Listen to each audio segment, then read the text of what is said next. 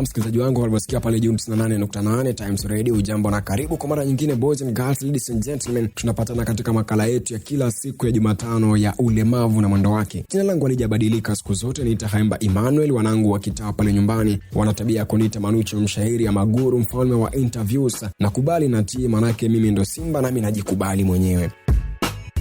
Kwanza msikilizaji, sijui kama umewahi chukua muda wako ukamshukuru Mwenyezi Mungu kwa jinsi ulivyo tu, ama ndio unapenda kumkufuru siku zote kwa jinsi unavyotembea, jinsi rangi yako unahisi kwamba haikupendezi, pengine kwa sababu una ulemavu fulani. Ikiwa basi wewe ni miongoni mwa wale watu ambao huchukua muda wao sana kumlani Mwenyezi Mungu, basi haifai. Ndio maana siku zote katika kipindi hiki kila siku tunaangazia walemavu na mwendo wao, ama jinsi wanavyoishi wakiwa na ile hali ya ulemavu. Kumbuka ulichopewa wewe mwenzako alinyimwa, nacho ulichonyimwa wewe mwenzako akapewa. Leo tunaangazia kuhusu viziwi. Je, kiziwi ni nani hasa? Na je, kukosa uwezo wa kusikia ni laana kama wanavyosema watu wengine? Je, viziwi wanaweza soma? Wanaweza penda na kuona kama watu wengine? Manake siku zote kwamba watu wanawachukulia, yani ukimwona kiziwi unakuwa unatoroka sababu hujui jinsi ya kuzungumza naye. Na pia je, kiziwi ni mtu ambaye anaweza penda na kuoa na kuolewa kama mtu mwingine? Ndio maana leo kama nilivyokuwa nimekuahidi wiki jana kwamba sipo peke yangu, nitakuwa natembea na mgeni wetu ama wageni wetu wawili siku ya leo na wapo studioni. Lakini kabla ya kuingia moja kwa moja katika mahojiano yetu, ningependa kwanza tupate kitambulisho cha makala haya. Msikilizaji usiende mbali, manake ni muda mfupi tu. Times Radio 98.8 FM. Mfalme wa mahojiano, Manucho Mshairi.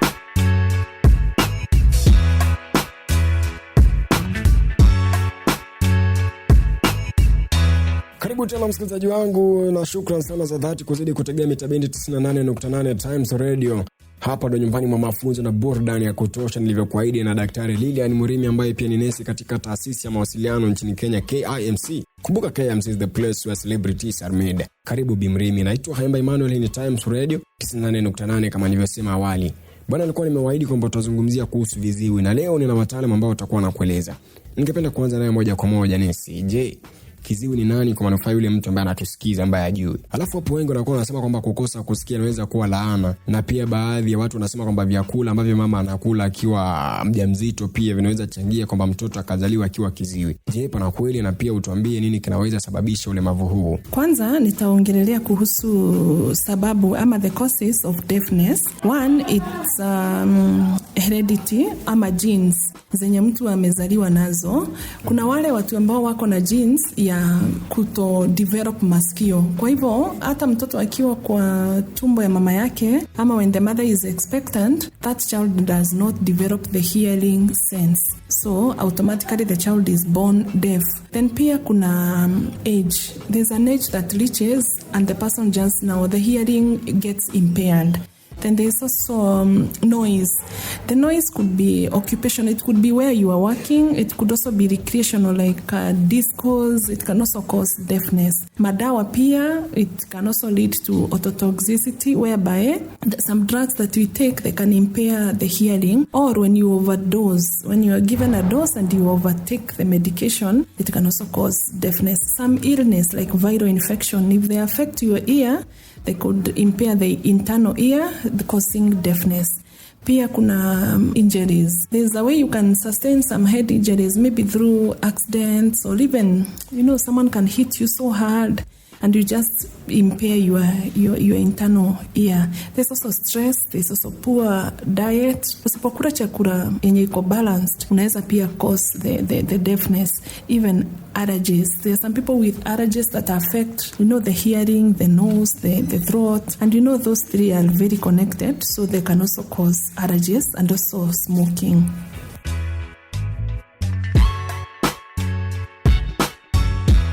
Kisha vipi unaweza gundua kwamba mwanao ni kiziwi akiwa mchanga ama anapokaribia umri wa kuongea? Manake wakati fulani kama mzazi unaweza kuwa unachukulia sawa tu, unasema mwanangu bado angali mchanga atazungumza. Vipi kwa mzazi yule ambaye hajaelewa mambo, atajuaje kwamba mwanawe ni kiziwi akiwa mchanga? I would really wish to advise everyone, if you start seeing like you're suffering from deafness, you go to hospital immediately. So that kama shida ni kidogo inaweza tatuliwa kabla haijakuwa shida kubwa sana. Alafu kama mtoto amezaliwa na unaona haongei, unajua mtu hawezi sikia alafu akose kuongea, unaongea kwa sababu unasikia. Ukiona mtoto haongei, hapo unajua tu ako na matatizo yenye we mwenyewe hauwezi weza kwenda kuiangalia. Saa hii teknolojia iko juu sana, kuna vifaa mingi sana za kuangalia ama mtoto ako na any injuries, ama anaweza kuwa aliumia, ama anaweza kuwa kuna kitu ambayo haija develop mzuri, na anaweza pewa a device yenye itamsaidia kusikiza. Na pia wanaweza endeleza matibabu upate mpaka wameenda wamefanya operation na mtoto ameweza kupata the hearing. Hii ni Times Radio, kama nilivyosema awali. Mimi ni Manucho, mshairi guru wa mahojiano. Msikilizaji, ondoa hofu. Kama anavyosema daktari, ikiwa mwanao asikii, basi una uwezo wa kutafuta tiba ya mapema na atashughulikiwa tu. Tukimalizia tu, kabla niseme na mwalimu ambaye pia ni mtaalamu wa masuala haya, kumbuka sote ni walemavu wa namna moja ama nyingine, na siku zote ukaja kumcheka mlemavu basi chunga, manake ya siku zote hufi kabla akija kupata. Nesi, pengine maneno ya mwisho tu kwa msikilizaji wetu ambaye anakusikiza sasa hivi. Mimi ningependa kuambia ya kwamba Mungu ametuumba tukiwa tofauti. Sisi zote hatuwezi kuwa sawa. Kuna mwenye ameumbwa haoni, kuna mwenye ameumbwa hasikii, kuna mwenye ameumbwa hana miguu, kuna mwingine ako tu na matatizo hapa na pale. Na kwa sababu Mungu amesema ametuumba kulingana na mfano yake. Sisi ni kama Mungu tu, usiangalie sana mambo ya hii mwili, kwa sababu ile siku ya kufa tutaacha hii mwili, hii dunia. Chenye tutaenda nacho mbinguni itakuwa inatu equalize tu sisi zote. Na saa hii kama venye nimesema, teknolojia iko juu sana. Kwa hivyo peleka mtoto hospitali, muandikishe, na pia aweze kupata the devices za kusaidia kusikiza. Na saa hii kuna mpaka shule za hao watu wale hawasikii. Kwa hivyo mtu anaweza soma the sign languages, anaweza hakuna chochote chenye kinaweza fanya mtoto mwenye hasikii akae nyumbani. Anaweza kuwa pia mhudumu wa afya, na atasaidia jamii kijumla. Shukrani sana Bimrimi kutembelea studio zetu, na karibu tena wakati mwingine. Manake 98.8 Times Radio ni siku zote ni mahali pa wageni, mahali pa burudani, mahali pa mafunzo.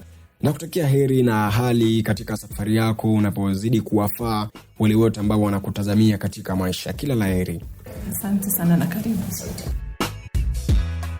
Msikilizaji, amekuwa Bimrimi, nesi katika taasisi ya mawasiliano nchini. Usibanduke msikilizaji, manake narejea muda mfupi usiokuwa mrefu kidogo tu. Nitakuwa narejea, tutakuwa tunazidi kusema kwa pamoja. Kaka Sifa, mambo vipi bro? Mambo shwari bro, inakuaje? Niko poa. Waenda wapi sasa hivi bwana, muda umeisha? Kaka we, shule zilifunguliwa, saa hii naenda kumpigia shopping yule kitinda mimba. Si unajua tena huu mtaala mpya wa CBC bwana. Bwana we, inaitwa majukumu sio? Bwana we. Na vipi yule mwanao Tina? Anaanza lini kwenda skuli? Ana shida gani huyo sasa? Yule ako nyumbani na mamake mzazi. Asikii tangu azaliwe, ni kiziwi yule bro. Hapana kaka, hujui kwamba hata walemavu wana haki ya kupata elimu? Hata kiziwi? Kuna shirika jipya limetokea, Haki Zetu Foundation. Linawapa ufadhili wa masomo watu wasiojiweza, watu ambao wako na ulemavu. Sasa vipi kaka, mbona hukunieleza mapema bro? Hata hivyo bro, sidhani kama nimechelewa. Yaani sasa hivi tu mwanangu nampeleka Tina sasa hivi shuleni pia akapate elimu kama watu wengine basi. Poa bro, fanya hima apate elimu bana. Nashukuru bro. Safi bro. Haki Zetu Foundation ni shirika la kibinafsi linalompa mtoto mlemavu haki ya elimu, chakula bora, afya njema na uhuru wa kutangamana na wengine nchini. Chukua jukumu la kumwandikisha mtoto wako aliye na ulemavu ili apate msingi bora wa maisha.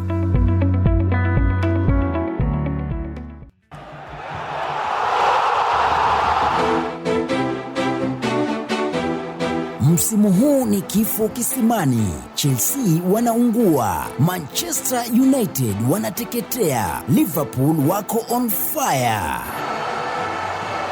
Nao Arsenali wamewaka. Nani mnoma? Ungana na beki Manucho leo usiku katika mechi bab kali. Chelsea dhidi ya Manchester United. Je, shetani mwekundu atabanwa tena na mwana samawati? Ungana naye beki Manucho leo usiku, pata chimbika.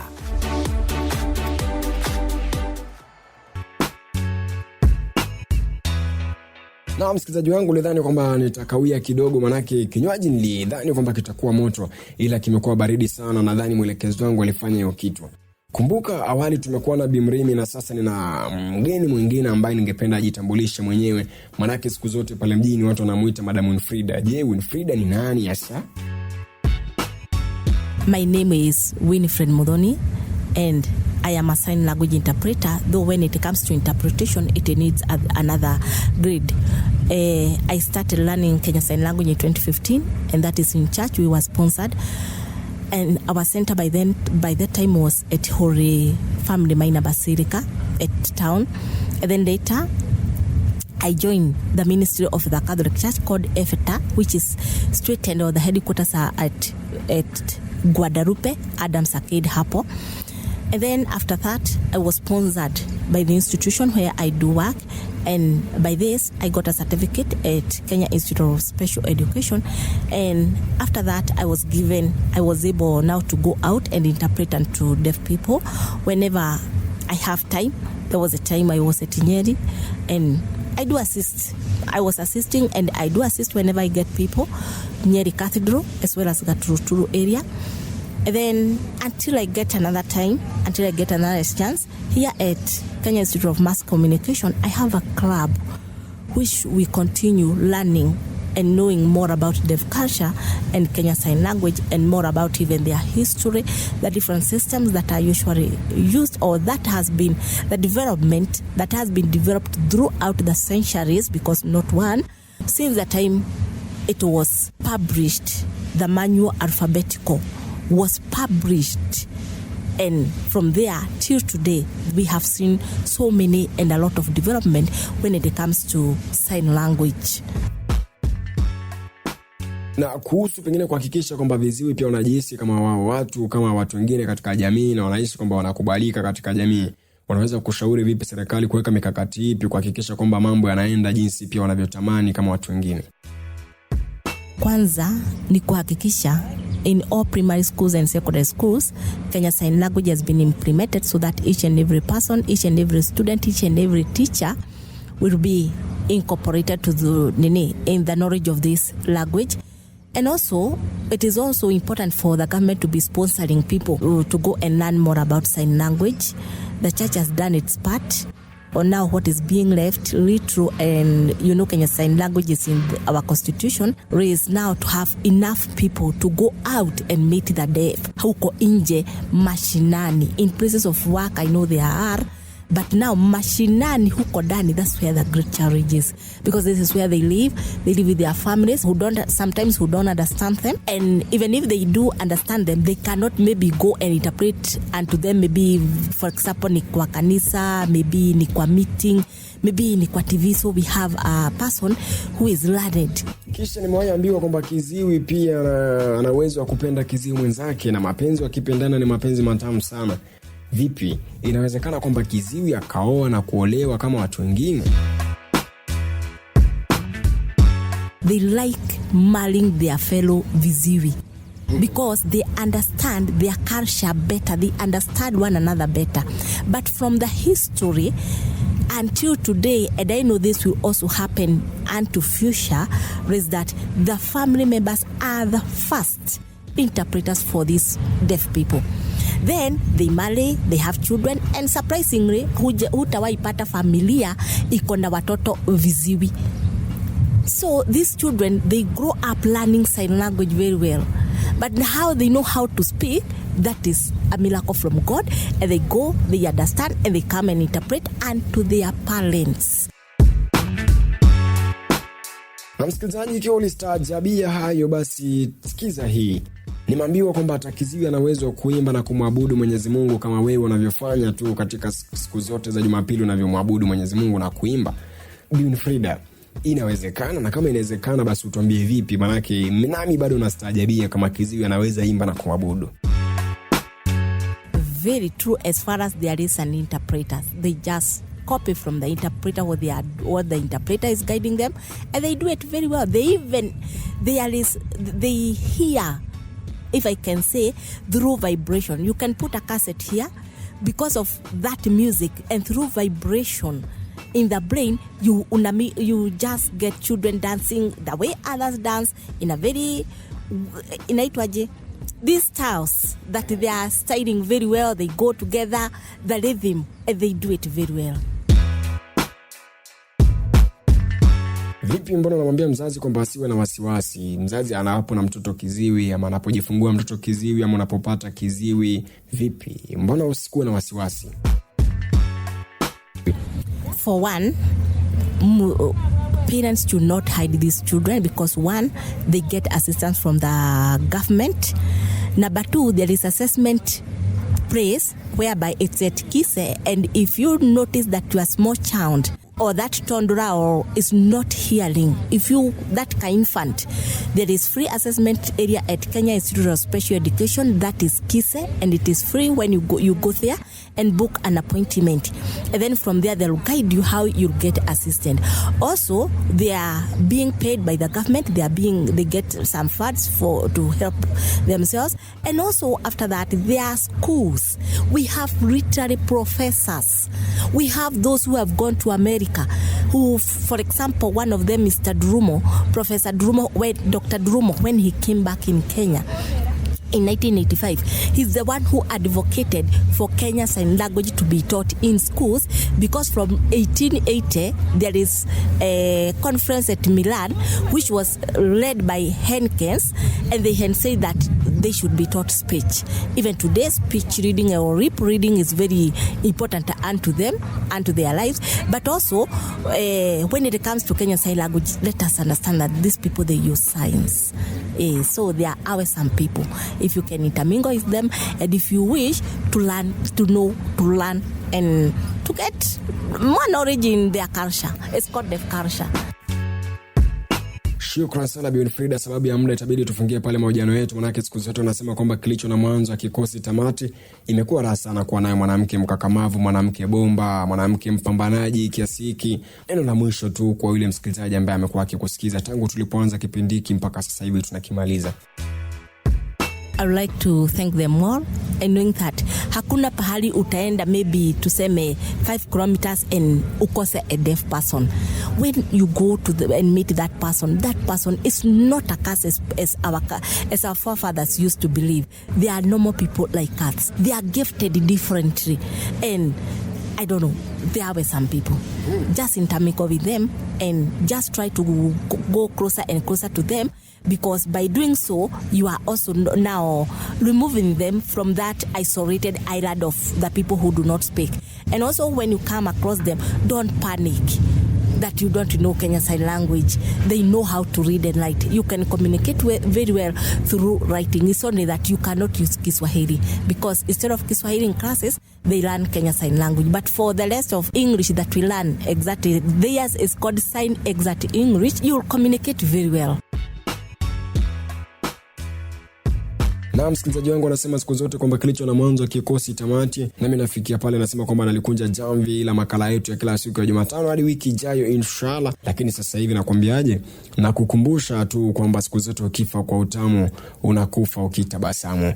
Chagua kutenda wema, tutarudi na roho zetu, maana siku zote ipo siku njema. Kila laheri.